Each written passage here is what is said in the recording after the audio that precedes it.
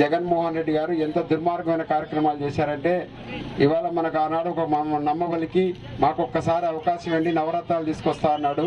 ఆ నవరత్నాలని చెప్పి మనకు ఓటేయించుకున్న తర్వాత మనకి ఇవాళ నకిలీ రత్నాలు చేశాడు. ఏ విధంగా నకిలీ రత్నాలు అయ్యాయంటే ఇవాళ మనకు 10 రూపాయలు ఇచ్చాడు, 100 రూపాయలు మనతో లాక్కున్నాడు. 100 రూపాయలు అక్కడ ఏ విధంగా లాక్కున్నాడని మీకు అందరికీ అర్థమయ్యేది చెప్తాం. మనకు ఇంతకుముందు చెప్పారు, కరెంటు బిల్లులు పెరిగాయి, మందు ధర పెరిగింది, ఎరువుల రేటు పెరిగినాయి, అదేవిధంగా ఉప్పు పప్పు రేటు పెరిగింది, అదేవిధంగా అన్ని రకాల రేట్లు పెంచారు, డీజిల్ రేట్లు పెంచారు. అన్ని పెంచి మనకు కనీసం అంటే చాలా మంది ఇక్కడ మందు రేట్లు ఇవాళ మనకు నచ్చిన బ్రాండ్ లేదు, నచ్చిన రేట్ లేదు.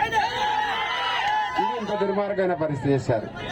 ఇన్ని రకాలైన దోపిడీ చేసినటువంటి ఈ దుర్మార్గుని మనకు ఓటు వేయాలని అడుగుతా ఉన్నా. ఇది వేసే ప్రసక్తి లేదు. కాబట్టి మీరందరూ కూడా ఆలోచించి ఎందుకంటే చారిత్రాత్మకమైన ఎన్నికలు ఇవన్నీ. ఈ చారిత్రాత్మకమైన ఎన్నికలు కాబట్టి మీరు చాలా ఆలోచించి నిర్ణయం తీసుకోవాలి. ఈ రాష్ట్ర ప్రభుత్వం మారే ఎన్నికలు. ఇక్కడ ఆళ్లగడ్డలో అసెంబ్లీగా భూమా అఖిలప్రియాని గెలిస్తే అక్కడ రాష్ట్రంలో అధికారం వస్తుంది, తప్పకుండా వస్తుంది. మీరందరూ కూడా వేయాల్సిన అవసరం ఉంది. అదేవిధంగా పార్లమెంట్ కూడా ఒక అభ్యర్థికి మనం ఓటు వేయాలి. ఆమె కూడా బైరెడ్డి శెట్టి గారికి ఓటు వేయండి. పార్లమెంట్ లో మనం గెలుస్తాం. ఇక్కడ ఇద్దరు అభ్యర్థులు గెలిస్తే మనకు నిధులు దండిగా వస్తాయి. ఈ ఆళ్లగడ్డ తాలూకాలు కూడా బాగా అభివృద్ధి చెందుతాయని కూడా మీరు గుర్తుపెట్టుకోవాల్సిన అవసరం ఉంది. ఇవాళ మీకు అదే విధంగా మనకు విపరీతంగా మనకు ఇది వ్యవసాయ ఖర్చులు పెరిగిపోయాయి, అదేవిధంగా కుటుంబ ఖర్చులు పెరిగిపోయాయి. అంటే నేను ఎందుకు చెప్పానంటే 10 రూపాయలు అంటే 100 రూపాయలు లాగుతున్నా అంటే ఈ విధంగా లాగుతున్నారు మనల్ని, అన్ని వేసేసి లాగుతున్నాయి. కాబట్టి దయచేసి మీరు ఆలోచన చేసి నిర్ణయం తీసుకోవాల్సిన అవసరం ఉంది. అదేవిధంగా మీరు చెప్పారు, ఇంతకుముందు అఖిలప్రియ గారు కూడా చెప్పారు, చాలా మనకు సంక్షేమ పథకాలు చాలా ఉన్నాయి. మనకు జగన్మోహన్కి ఇచ్చినట్టే ఎక్కువనే మన సంక్షేమ కలుస్తున్నాయి. ఎలా ఇస్తారయ్యా, ఆయన తాకట్టు పెట్టాడు కదా, మరి ఆమె చెప్పింది ఆయన చంద్రబాబు నాయుడు ఎట్టిస్తారో అంటున్నాడు. నేను ఒకటే మీకు చెప్తున్నాను, చంద్రబాబు నాయుడు ఒక గొప్ప అనుభవమైనటువంటి ముఖ్యమంత్రి. మీరందరూ చూశారు. మన రాష్ట్ర సంపదను ఏ విధంగా పెంచాలో, ఆ సంపదను ఏ విధంగా ప్రజలకు పంచాలనేది కూడా ఆయనకు తెలుసు. కాబట్టి నేను మీకు చెప్తా ఉన్నాను, ఈ రాష్ట్రం రాజధాని వస్తుంది. ఈ రాజధాని లేని గతి అయిపోయింది మనకు. ఆనాడు ఎవరైతే జగన్మోహన్ ఉన్నాడో యువతి యువకులకు అందరికీ నేను జాబ్ క్యాలెండర్ ఇస్తా అన్నాడు, డిఎస్సి ఇస్తా అన్నాడు. ఇంతవరకు మనకు ఒక్క ఉద్యోగం కూడా ఇచ్చిన పాపం అవ్వలేదు, ఒక్క పరిశ్రమ రాలేదు, ఎక్కడ కూడా లేదు. ఇవాళ ఎంత దుర్మార్గంగా పరిపాలన చేస్తున్నారంటే అంత నీచమైన పరిపాలన చేస్తున్నారు. కాబట్టి ఈ నీచమైనటువంటి ప్రభుత్వం పోవాలంటే మన సైకిల్ గుర్తుకు ఓటేయాలి, మళ్ళీ ఉమ్మడి అభ్యర్థి రావాలి. నేను ఇంకొకటి కూడా చెప్తా ఉన్నాను, మీకు అందరికీ కూడా ఒకటి ఆలోచన చేయండి. చారిత్రాత్మక నిర్ణయం తీసుకో జరిగింది.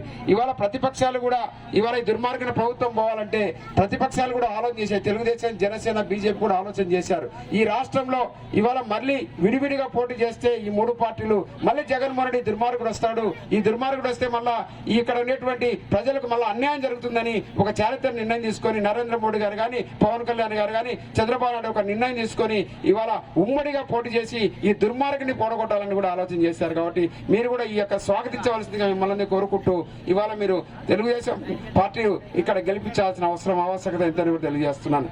అదేవిధంగా ఇక లోకల్ విషయానికి వస్తే ఇంతకుముందే చెప్పారు ఎమ్మెల్యే గారి గురించి. ఎమ్మెల్యే ఎంత దోపిడీ చేస్తున్నారంటే మన ఇళ్ల ముందర ఏదన్నా మనకు ఏదో బేస్ బట్టలు వేసుకొని ఇంట్లో సపట వేసుకొని ఎత్తులు లేపుకుంటాం. ఈ ఏరు ఉంది మీకు, ఈ ఏట్లో ఇసుక తెచ్చుకోవాలంటే డబ్బులు కట్టాలంట.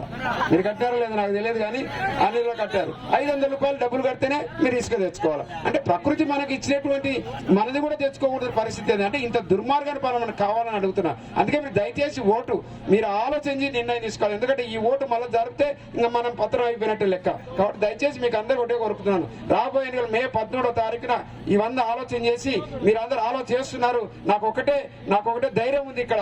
ఇవాళ మీకు ఏం ధైర్యం ఇస్తున్నారంటే ఈ గ్రామంలో 1600 ఓట్లు ఉన్నాయి. ఇక వైఎస్ఆర్సీకి పోతే 100-150 పోతాయి. ఈ గ్రామంలో 1000 ఓట్లు మెజార్టీ తీసుకొస్తారని నేను భరోసా ఇస్తున్నాను. 1000 ఓట్లు మెజార్టీ వస్తాయి. అప్పుడు ఖచ్చితంగా వేయండి. మీ గ్రామానికి అన్ని సేవలు చేసే బాధ్యత మేమందరం తీసుకుంటాం. కాబట్టి దయచేసి మీరు ఓటు వేయండి. అందుకే మే 13 2 ఓట్లు ఇస్తారు. భూమా అఖిలప్రియ ఫస్ట్నే ఓటు వస్తుంది పింక్ కలర్ లో, తెల్లవారుదానికి ఇంక ప్యాడ్ వస్తుంది. ఆడ కూడా బైరెడ్డి శబరి గారికి 3వ నంబర్ గుర్తుంటుంది. సైకిల్ గుర్తుపై 2 ఓట్లు వేయించి అత్యధిక మెజార్టీతో గెలిపిద్దామని మిమ్మల్ని కోరుకుంటూ సెలవు తీసుకుంటున్నాను. జై జనసేన, జై తెలుగుదేశం, జై బీజేపీ, జై హింద్.